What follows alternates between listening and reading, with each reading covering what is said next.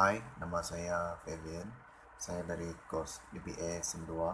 Sekarang saya akan membuat pembentangan tentang bab 9, yaitu membuat keputusan dalam organisasi. Yang pertama adalah menyampaikan keputusan. Proses implementasi bermula dengan menyampaikan keputusan, boleh dalam bentuk arahan bertulis atau lisan bagi keputusan yang mudah, dan bagi keputusan yang besar dan kompleks, ia akan disampaikan melalui keliling bertulis dan dimaklum secara rasmi. Ada beberapa jenis keputusan dalam organisasi, yaitu yang pertama, keputusan bersifat rutin, bergantung terutamanya kepada kriteria yang telah ditetapkan sebelumnya, digunakan untuk masalah berstruktur, kebanyakan berlaku di peringkat bawah dalam hierarki pengurusan. Yang kedua adalah keputusan bersifat adaptif, perantaraan keputusan yang dirancang dan tidak dirancang, dan keputusan yang diambil mengikut kepentingan dan kesesuaian mengikut keadaan.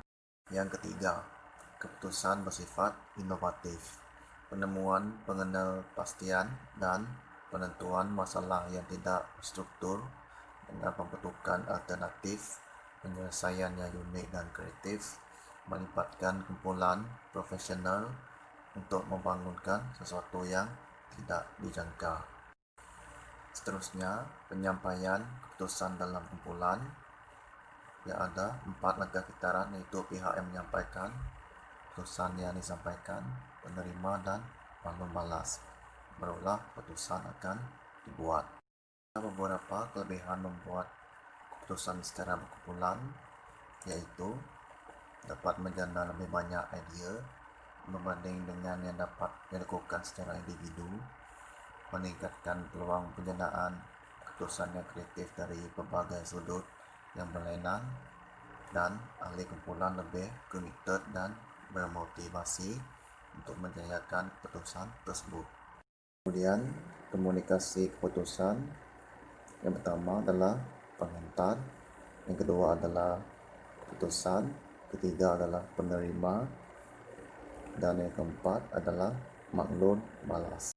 Fungsi komunikasi. Fungsinya adalah membuat keputusan dan pelaksanaannya, bermesyuarat, berbincang, dan berinteraksi antara pihak atasan dan orang bawahan. Contohnya, jika ada pekerja saling berhubung untuk memperoleh sesuatu maklumat melalui penjumpaan, mesyuarat, atau laporan. Yang kedua, disiplin kerja untuk memastikan keberkesanan dan kelancaran kerja. Sebagai contoh, majikan akan menasihati pekerja jika mereka melakukan kesalahan.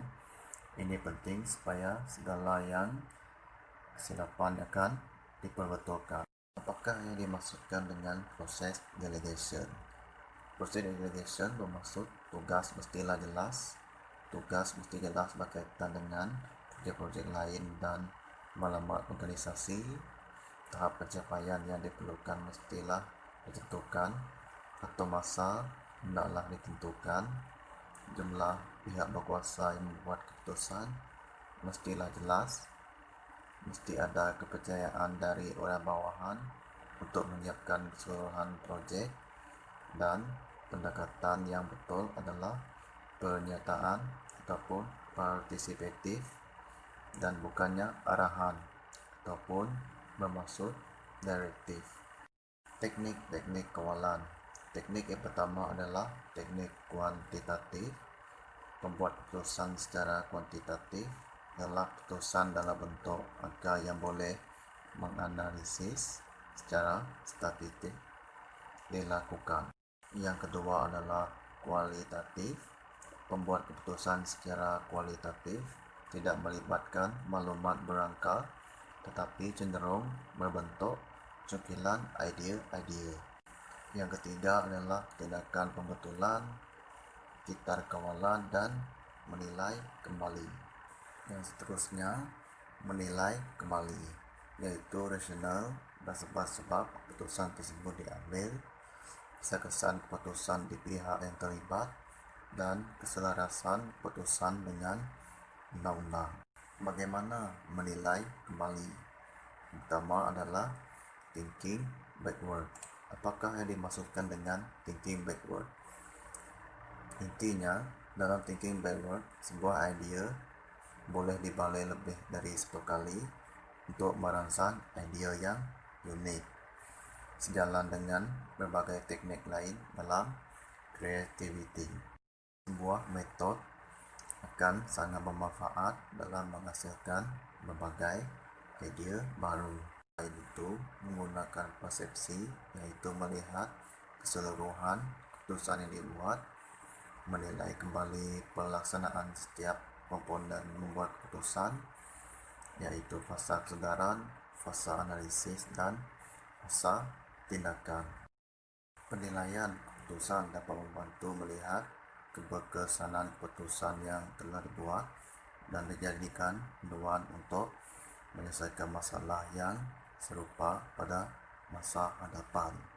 Penilaian keberkesanan dari segi sejauh mana alternatif yang telah dipilih mengatasi masalah, sejauh mana ketepatan menepati punca-punca masalah, sejauh mana pengalaman telah dicapai, sejauh mana kelemahan alternatif yang telah dilaksanakan telah dipasti, dan akhir sekali sejauh mana analisis pros dan cons bagi alternatif adalah benar seperti yang diandaikan. Itu saja daripada saya. Sekian, terima kasih.